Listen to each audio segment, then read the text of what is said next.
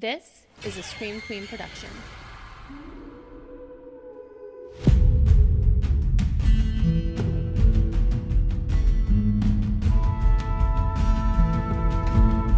I'm Jenn Carpenter, and this is So Dead Podcast. Hey, all you cool cats and kittens. Jen here. I'm sorry, you guys. I had to do it. Just one time on the podcast, I had to do it. And it was either that or, guess what, motherfuckers? Which, now that I think about it, that's probably actually a little bit more on brand for me. Anyway, I am confident that about 90% of you know what I'm talking about right now. But for those of you feeling a little bit lost in the sauce, I am talking about Tiger King, of course, the Netflix documentary currently taking the world by storm. What's it about, you ask? Who's asking that? Because even if you haven't seen it, you've heard about it. And yeah, everything that you've heard is true. It is as crazy as it sounds. Tiger King centers around the life and times of Joe Exotic, a gay, redneck, polygamist, country music plagiarizing, gun-toting animal enthusiast with political aspirations that raises big cats and operates a zoo in Oklahoma. His arch nemesis is a middle-aged woman named Carol Baskin, a.k.a. that bitch Carol Baskin, a.k.a. Carol fucking Baskin, a pretentious animal activist that runs a big cat rescue in Tampa, Florida. One thing to know about Carol, she probably, almost certainly murdered her millionaire second husband and fed him to her tigers. But that is another story. So I was locked into everything going on in Tiger King from minute one. But I have heard a few people say that they thought it was boring. I don't know how anyone could find a documentary in which the man who literally inspired the character Scarface has only a minor role boring. But hey, to each his own. And I suppose that it's possible if you go in expecting a traditional true crime documentary. Because this is not that. True crime actually plays a very small part in the fuckery that goes down in Tiger King. It is more of a train wreck reality show with a little bit of true crime thrown in the mix for fun. And it is glorious. If you haven't watched it, do. It was genuinely the first time in weeks that I went more than a few minutes without thinking about the terrifying state of the world right now. And that alone is worth its weight in gold. Anyway, as is standard with me, I wasted no time professing my love for Tiger King. The show, not the person, because Joe Exotic is a garbage human, and let's not make any mistakes about that.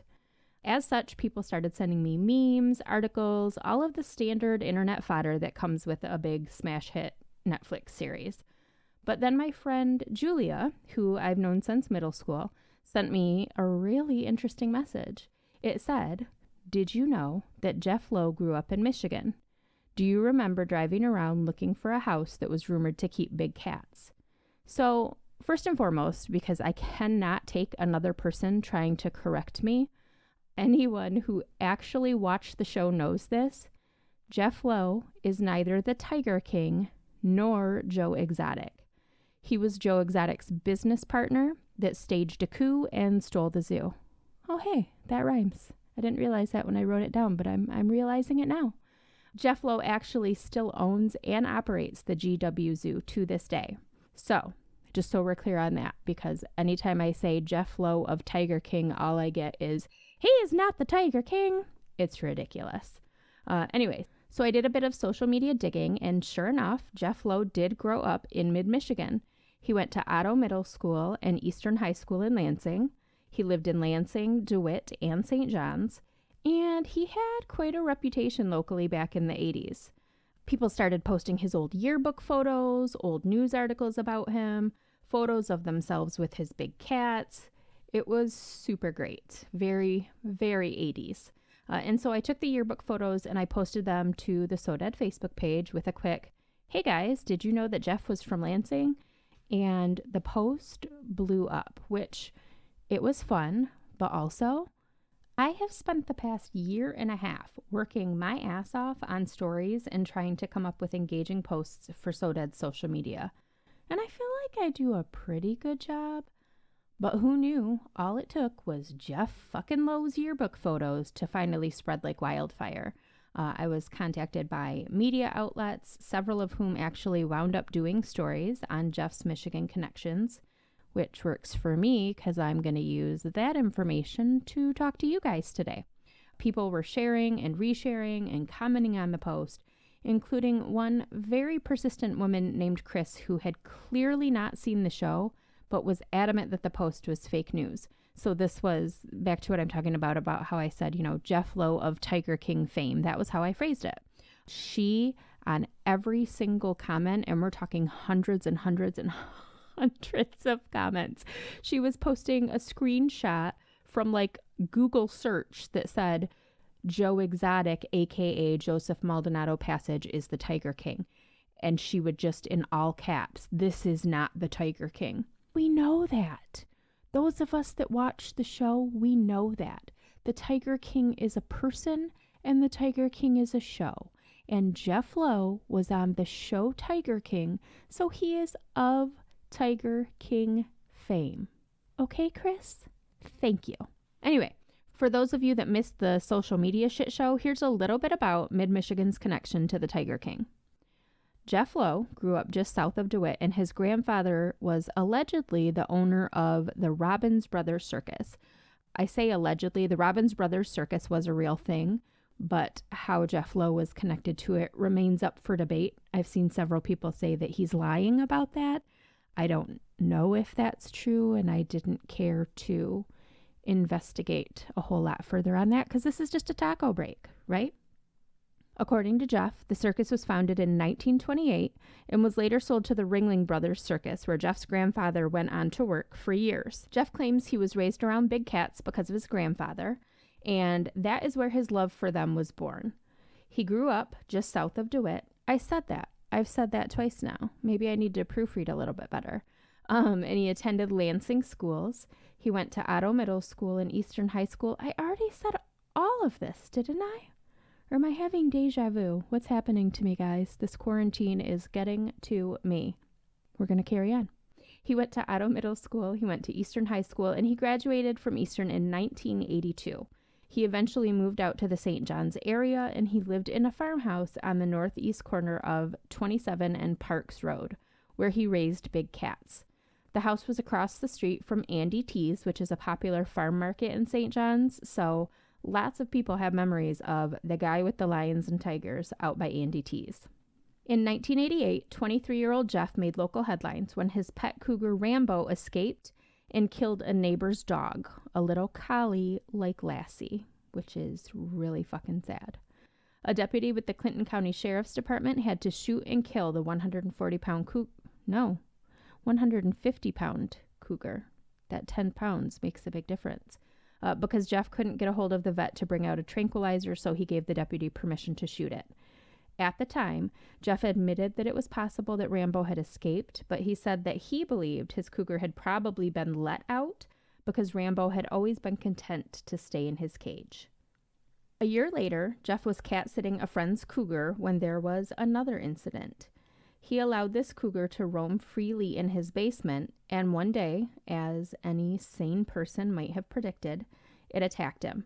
The incident left him with 40 stitches and probably a pretty gnarly scar. And funny side note here, but I distinctly remember back in the 80s when I was a young child, my mom's stepdad, who was he lives in Texas now. I don't know if he was living in Texas then or where he was, but he wasn't here. But he had a pet cougar because he would send us pictures of him with his pet cougar. And I thought that was the most insane thing I'd ever heard of in my life. But also, I'm afraid of squirrels, so there's that. In 1990, Jeff Lowe made headlines again when he petitioned Clinton County for a permit to keep his 325-pound African lion, Raja. According to Jeff, neighbors had never had a problem with his choice of pet until the lion got out and roamed the neighborhood for a few days in December of 1989. Well, gee, Jeff, I can't imagine why the neighbors would have a problem with a lion prowling the neighborhood. How fucking unreasonable are they? Following the denial of his permit request, Jeff moved to Southwest Lansing, where he lived until about 1998. His movements after that became murky, like most of the rest of his life. He spent time and did business in South Carolina, North Carolina, Florida, and Colorado, where he ran a flea market / animal sanctuary, which sounds ridiculously shady to me. He once managed Robbie Knievel, Evel Knievel's son, and he worked with Prince, Prince, who later sued him for selling counterfeit goods that he marketed as clothes once worn by Prince. He was in trouble with the law on a regular basis. And then in June of 2015, he visited the GW Exotic Zoo in Oklahoma for the first time, where he went to purchase a tiger-lion hybrid called a taliger. Is it a taliger or a tiliger? I feel like it would be a taliger. I don't know. Anyway, he purchased one from Joe Exotic. The two men became friends, and in 2016, amid Joe's mounting legal troubles with that bitch Carol Baskin, Jeff offered to purchase the zoo from him to help him out. Carol had won a lawsuit against Joe. She was after his assets. The zoo, of course, was his biggest asset, but if it was in Jeff Lowe's name, she couldn't go after it. So he took over the zoo to help his friend Joe, but as we all know, that was actually the start of the coup, and Jeff stole the zoo, which still rhymes. He is currently the CEO of the Greater Wynwood Animal Park, which is still open, although it's currently closed to visitors like everything else in the entire world right now. So that's it. That is Mid-Michigan's connection to the Tiger King. Thank God that's as loose as our connection gets, right? My sources for this taco break were the Lansing State Journal, WILX, and the wynwoodzoo.org website. And just to get back to that question that my childhood friend asked me that opened up this whole can of worms in the first place, I absolutely do remember skipping school and riding in cars with boys looking for the house with the tigers. Who knew that that guy with the tigers would eventually become the Tiger King usurper? 2020, man, it is a wild ride. And here's to seeing it all the way through, guys. We can do it. Stay safe out there, and as always, keep shining, you magnificent what the fucks.